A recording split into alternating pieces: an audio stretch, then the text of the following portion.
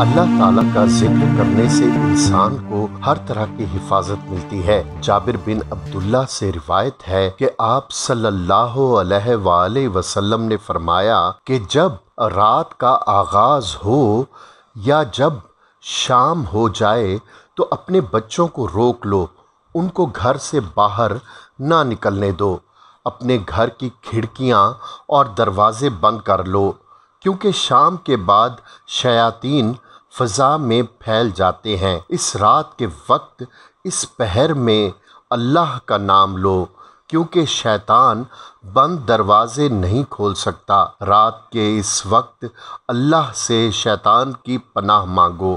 اللہ کا نام لے کر اپنے برتنوں کو ڈھک دو اور اپنے چراغ سونے سے پہلے بجھا دیا کرو۔ اس سے یہ پتہ چلتا ہے کہ رات کا جتنا کام جو انسان نے کرنا ہوتا ہے، چاہے کتنی تھکاوٹ بھی کیوں نہ ہو، یہ کام وہ ہے جو تقریباً سب لوگ کرتے ہیں۔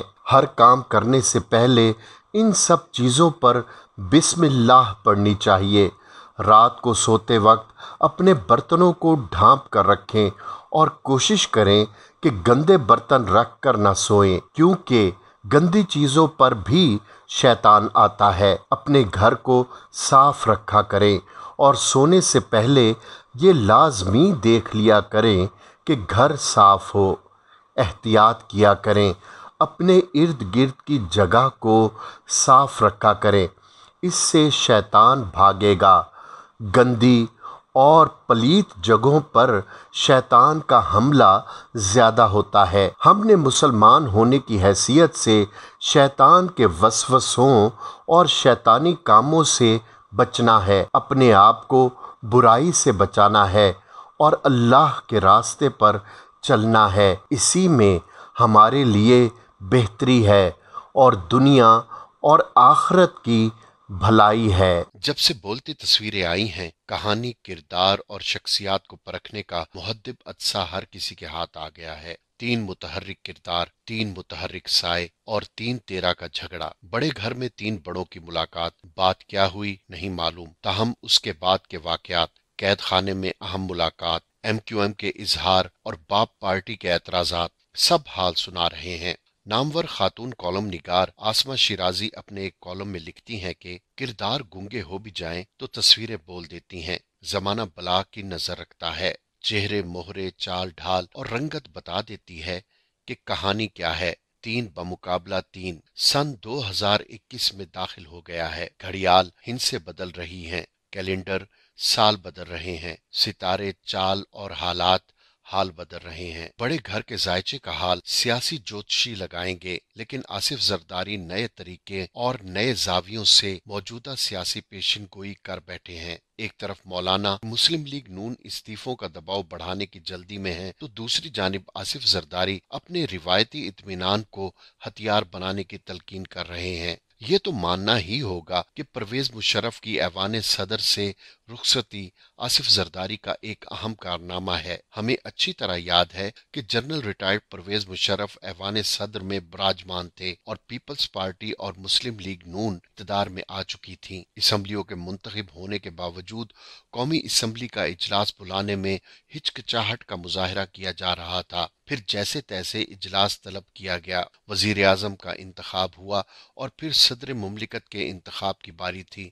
اس وقت بھی جنرل مشرف کے پیچھے ادارہ کھڑا تھا، مگر ایوان اقتدار میں صدارتی مواخذے کی بازگشت سنائی دی جانے لگی، اور یہی وہ دن تھے جب ادارے کی جانب سے دباؤ آیا اور جنرل پرویز مشرف کو ایوان صدر سے رخصت ہونا پڑا۔ پیپلز پارٹی آج بھی تانا زنی کی شکار ہے کہ کیوں جنرل مشرف کو سلامی دے کر رخصت کیا گیا، تاہم شاید کہیں یہ یقین دہانی تھی کہ عزت سے رخصتی ہو تاکہ بھرم رہ جائے۔ اب جناب زرداری صاحب حزب اختلاف کی جماعتوں کو ایک بار پھر سمجھا رہے ہیں کہ عمران خان بڑا مسئلہ نہیں، صرف طریقہ کار بدلنا ہوگا، یعنی قید خانے بھرو تحریک، جس کا عندیہ ایک بار مولانا بھی دے چکے ہیں۔ پیپلز پارٹی گیم میں ان رہتے ہوئے पांसा पलटना चाहती है। मुस्लिम लीग नून गेम से आउट होना नहीं चाहती और मौलाना गेम सिरे से खेलने के ही मुखालिफ हैं। फिर ऐसे में खेल कौन जीतेगा और बाजी किसके हाथ आएगी? पीपल्स पार्टी असेंबलियों से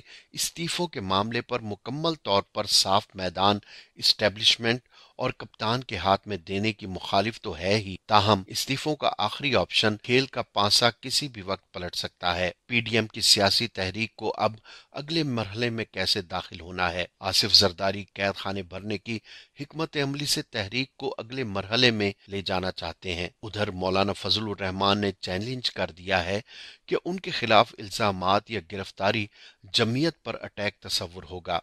मौलाना गफूर हैदरी ने अपने धरनों का रुख जीएचक्यू की जानिब मोड़ने का कहकर वाज़ेह पैगाम भी दे दिया है और यूं हर तरफ सिर्फ तसादुम ही तसादुम दिखाई दे रहा है। ये बात अहम है कि मौलाना फजलुर रहमान की अवामी ताकत एहतजाजी तहरीक का अहम हिस्सा है। लॉन्ग मार्च में ये किरदार मजीद वाज़ेह होकर सामने आएगा, मगर अब तक के तमाम जलसों में पीपल्स पार्टी के कारकुनों की जोशीली सियासी शिरकत ने आने वाले दिनों में सरगर्म शमूलियत की झलक जरूर दिखाई है।